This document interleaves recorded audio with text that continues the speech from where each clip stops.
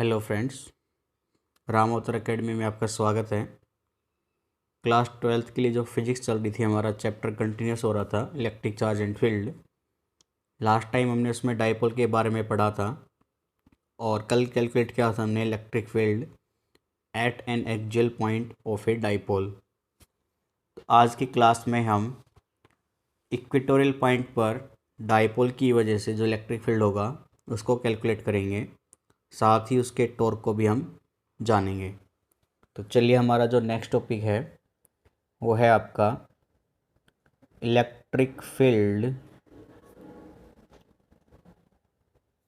Eight an equatorial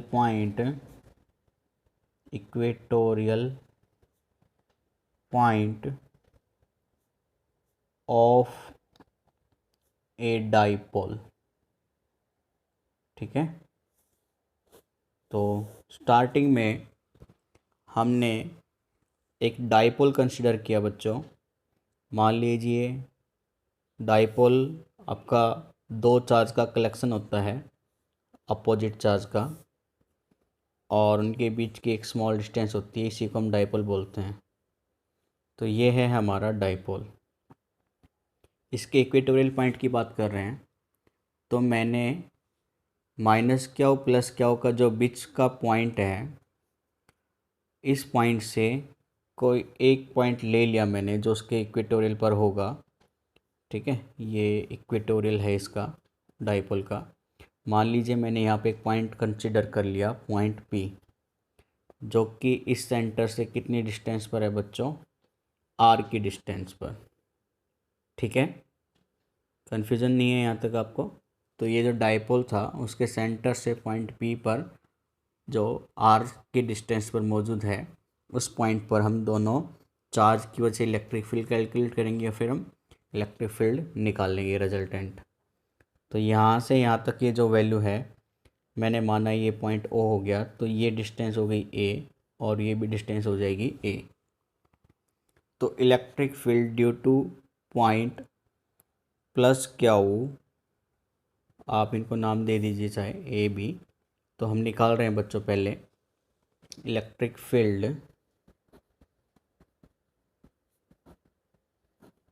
due to plus Q charge at point P, यानी electric field due to plus Q. सिर्फ magnitude value ले रहे हैं हम, तो जिसकी वजह से है तो वो चार्ज हो जाएगा ऊपर मैग्नीट्यूड में, अपॉन में डिस्टेंस। पी से बी की डिस्टेंस अगर आप लेंगे तो ये एक इक्विलैटरल ट्रायंगल की तरह काम करेगा, क्योंकि हम इक्वेटोरियल पॉइंट की बात कर रहे हैं बच्चों। तो ये भी आपकी 2a वैल्यू है, ये भी 2a वैल्यू है। तो इसकी वजह से जो इलेक्ट्रिक फील्ड की डायरेक्शन होगी वो बिल्कुल फोर्स की डायरेक्शन की ही तरफ लाई करेगा, यानी ये इलेक्ट्रिक फील्ड है due to plus Q charge.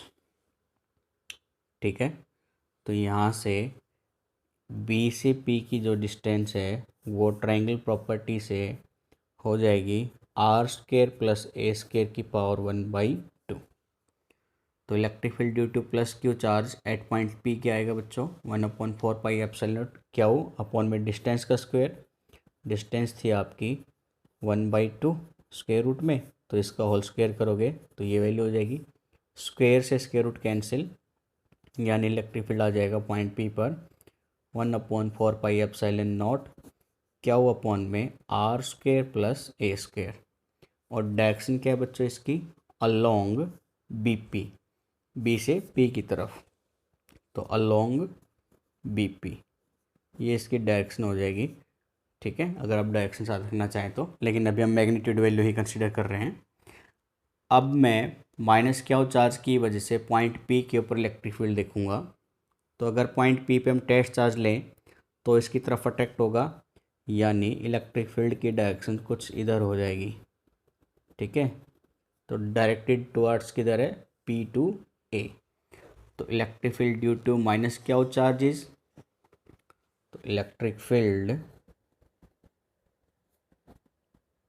Due to minus Q charges at point P, ये हो जाएगा बच्चों आपका 1/4πε0 चार्ज अपॉन में वही डिस्टेंस का स्क्वायर, डिस्टेंस सेम रहेगी तो स्क्वायर से स्क्वायर रूट कैंसिल, यानी आर स्क्वायर प्लस में ए स्क्वायर, और ये डायरेक्टेड किधर है, डायरेक्टेड अलोंग पी टू ए।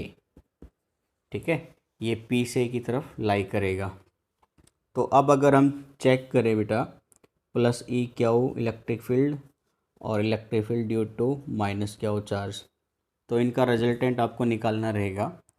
फिर से अगर आप वेक्टर को रिजोल्व कराओगे तो इसका एक कंपोनेंट तो वर्टिकल होगा, ई प्लस क्या होगा, कुछ इस तरह।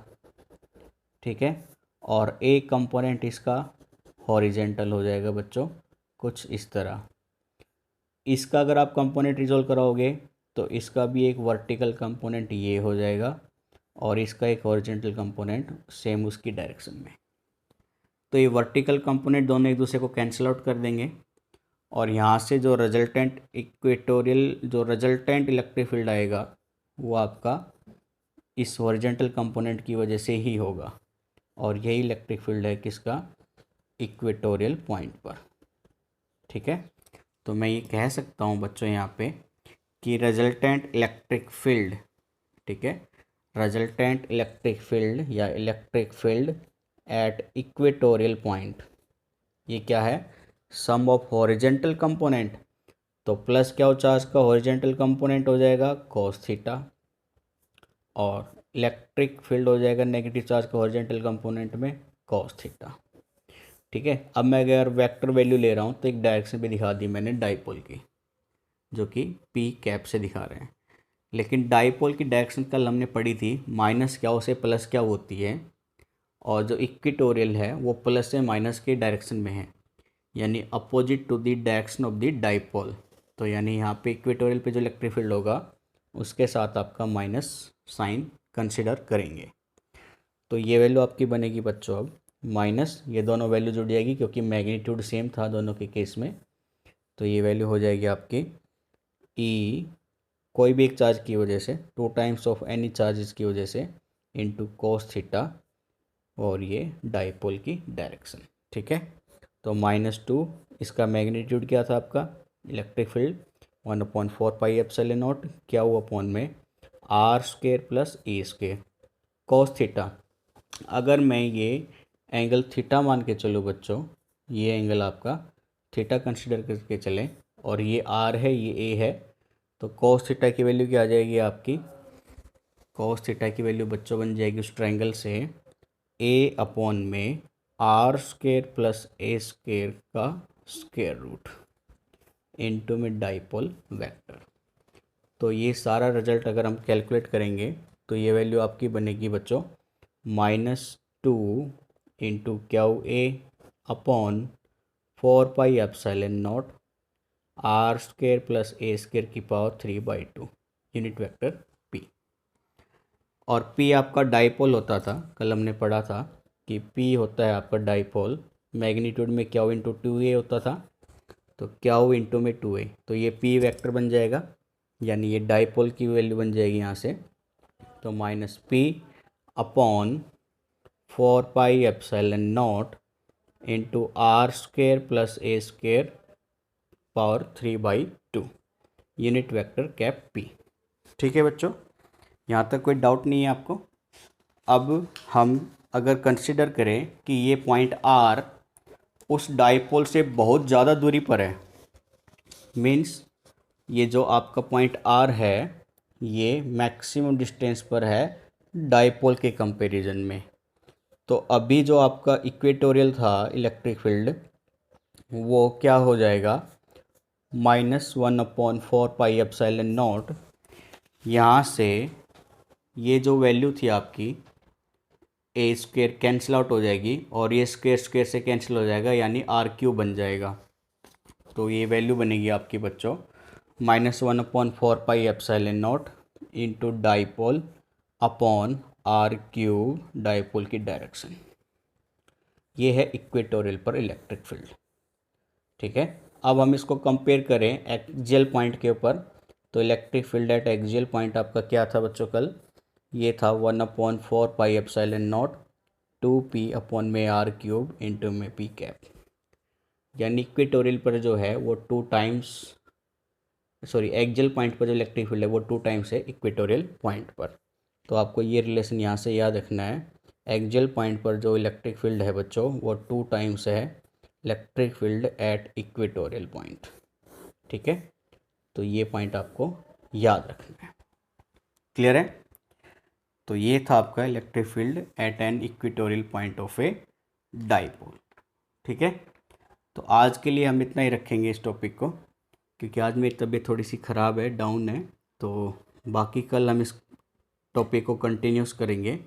कल का टॉपिक रहेगा हमारा torque on a dipole in a uniform electric field. ठीक है, और नॉन यूनिफॉर्म इलेक्ट्रिक फील्ड में भी जो डाइपोल होता है उसको भी कल कंसिडर करेंगे। तो आज के लिए इतना ही रखते हैं। तो हमारी वीडियो को लाइक कीजिए, चैनल को सब्सक्राइब कीजिए, ज़्यादा से ज़्यादा शेयर कीजिए, अपने फ्रेंड्स को हमारे बारे में बताएं ताकि हमारा भी मोटिवेशन बढ़ता रहे। Okay, thank you, bye bye, take care.